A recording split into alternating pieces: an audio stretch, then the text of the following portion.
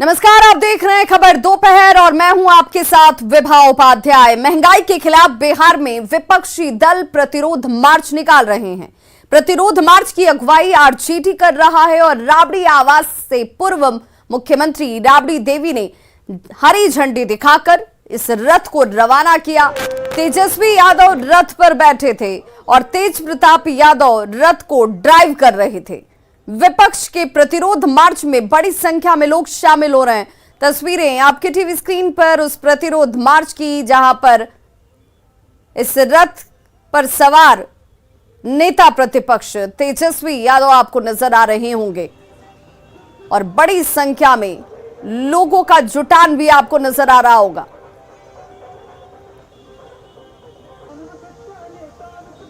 लेकिन इसी प्रतिरोध मार्च की कुछ तस्वीरें सवालों को भी जन्म दे देती हैं।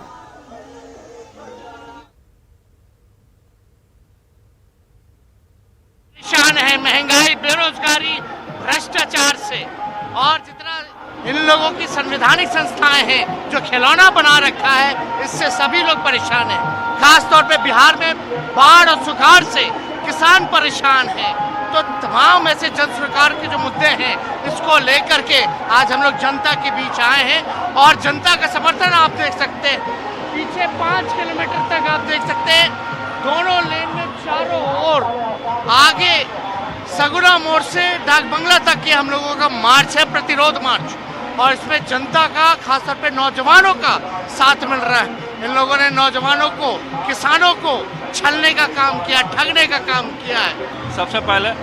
और हमने खुद गाड़ी ड्राइव करके, और हमने रथ को जिस तरीके से कृष्ण ने अर्जुन को लेकर के जिस तरीके से निकलने का उन्होंने काम किया था, बिल्कुल उसी तरह हम भी सारथी की भूमिका में हम निकलने का काम किए। और प्रतिरोध जिस तरीके से महंगाई और जिस तरीके से देश भर में बिना मतलब के आप देख रहे हैं कि कांग्रेस के जो राहुल गांधी जी किस तरीके से उनको मतलब कि टारगेट किया गया सांप्रदायिक ताकतों के द्वारा, हम लोग को टारगेट किया जा रहा है, गरीब जनता को टारगेट किया जा रहा है। तो प्रतिरोध मार्च के दौरान नेता प्रतिपक्ष तेजस्वी यादव ने कहा कि मुख्यमंत्री नीतीश कुमार की पार्टी में भी भ्रष्टाचार उजागर हो ही गया है। ऐसे में वो एक बार अपने घटक दल यानी कि बीजेपी की भी जांच कराएं। तो हर एक चीज हर एक लोगों को पहचानती है। और ये भाजपा के लोगों, खासतौर पे जितने मंत्री लोग थे, इतना ज्यादा भ्रष्टाचार किया है, इतना ज्यादा जो मंत्री हैं, इनके नेता हैं, इनके घर छापे पड़े तो दूध का दूध पानी का पानी हो जाए। हम तो चाहेंगे मुख्यमंत्री जी को कि अपने दल में अगर इस तरह का उजागर हुआ है तो अपने घटक दल में भी जांच करवा ले। तो तेज प्रताप के समर्थन में हजारों कार्यकर्ता सड़क पर उतरे, लेकिन आरजेडी के मार्च के दौरान अव्यवस्था भी नजर आई। प्रदर्शन के दौरान एम्बुलेंस को रास्ता नहीं दिया गया। एम्बुलेंस आरजेडी कार्यकर्ताओं के जाम में फंसा रहता है और बाद में पुलिसकर्मियों की मदद से उसे निकाला जा सका। विधायक रीतलाल यादव ने महंगाई को लेकर सरकार पर इस दौरान जमकर निशाना साधा। हमने अपने पार्टी के साथ जो आदेश मिला है उसके अनुकूल हम लोग काम कर रहे हैं। पार्टी का आदेश है आदरणीय श्री लालू प्रसाद यादव जी के तरफ से, माननीय तेजस्वी प्रसाद यादव के नेतृत्व में, कि जो हमारा राष्ट्र, हमारा राज्य भूख से तड़प रही है, उसके साथ हम लोग हैं और आगे भी रहेंगे। अब पार्टी में हैं क्या? अब मैं सीधे सीधे इस पार्टी की प्राथमिक सदस्यता से इस्तीफा आपके माध्यम से कर रहा हूं।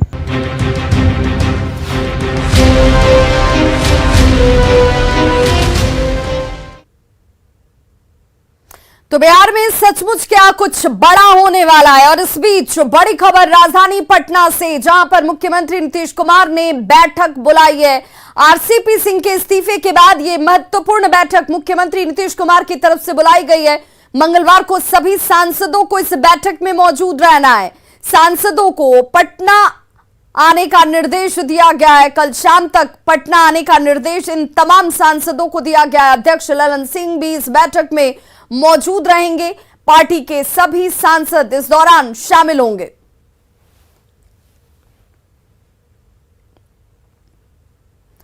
और अब बात आरसीपी सिंह के इस्तीफे की। पहले जेडीयू अध्यक्ष और फिर जेडीयू कोटे से केंद्रीय मंत्री, फिर पार्टी से इस्तीफा और अब पार्टी के सबसे बड़े नेता पर बड़ा हमला। आरसीपी सिंह ने जेडीयू को न सिर्फ आरोपों का जवाब दिया बल्कि यहां तक कह दिया कि नीतीश कुमार 7 जन्म में भी प्रधानमंत्री नहीं बन पाएंगे।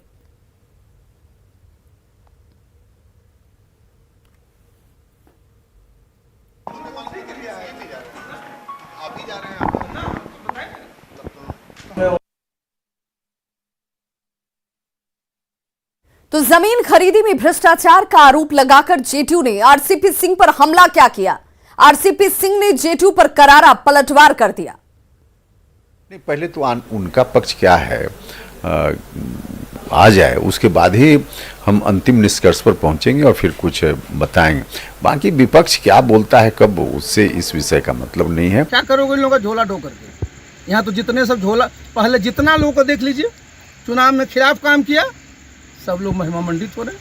जो चुनाव लड़ा, मुख्यमंत्री का उम्मीदवार बन के घूमा, वो सब महिमा मंडित हो रहा। और हमको बता रहा कूट संपत्ति, हमारा संपत्ति तो मैं बता ही दिया, हमारा संपत्ति तो ये बता दे कहीं पर संपत्ति।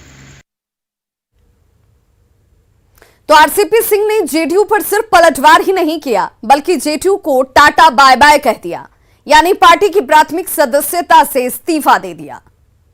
तो ये माना जाए कि अब आरसीपी सिंह की विदाई भी जेडीयू से तय है, जिस तरीके से अब नोटिस भेजा गया। देखिए, विदाई तय क्या है, वो अब पार्टी में है क्या? अब तो ऐसे ही जो एक्शन उनका हो रहा है, अब मानिए ना कि पार्टी में वो है ही नहीं, खुद ही उन्होंने उस रूप में अपने को कर लिया है, बना लिया है। मैं सोचा कि भाई चलिए बहुत हो गया, अब मैं सीधे सीधे इस पार्टी की प्राथमिक सदस्यता से इस्तीफा आपके माध्यम से कर रहा हूँ। चिट्ठी में अभी भेज दूँ मैं, बिल्कुल बताइए साहब। रामचंद्र बाबू मैंने बताइए, किसी की सीमा होती है ना जी। आप हमको पूछ सकते थे कि नहीं पूछ सकते? 2 आदमी चिट्ठी भेज दिया, मार कर रहे हैं। कुछ तो पढ़ा करिए, और लागू सब पर होता है जी। तो मैं क्या ऐसे लोगों के साथ रहूँगा? और वैसे भी आप जरा देख लीजिए, ये तो बिल्कुल डूबता हुआ जहाज है। मैं तो अपने सब वर्करों से कहूँगा कि जहाँ काम होना है वहाँ चलो, अपने साथ रहो मजबूती से। क्या करोगे इन लोगों का झोला ढो करके? जेडीयू और आरसीपी सिंह में वार पलटवार का सिलसिला यही नहीं थमा बल्कि इससे भी आगे बढ़ गया। आरसीपी सिंह ने यहां तक कह दिया कि नीतीश कुमार कभी भी प्रधानमंत्री नहीं बन सकते। नीतीश कुमार क्या प्रधानमंत्री बनना चाहते हैं? 7 जन्म में नहीं बनेंगे, 7 जन्म में बोल रहा हूँ। अपने पास ऑप्शन सब खुला हुआ। नीतीश कुमार क्या प्रधानमंत्री बनना चाहते हैं? 7 जन्म में नहीं बनेंगे, 7 जन्म में बोल रहा हूँ।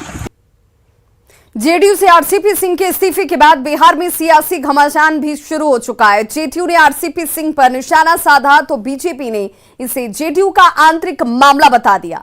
आरजेडी और कांग्रेस ने भी आरसीपी सिंह पर जोरदार हमला किया।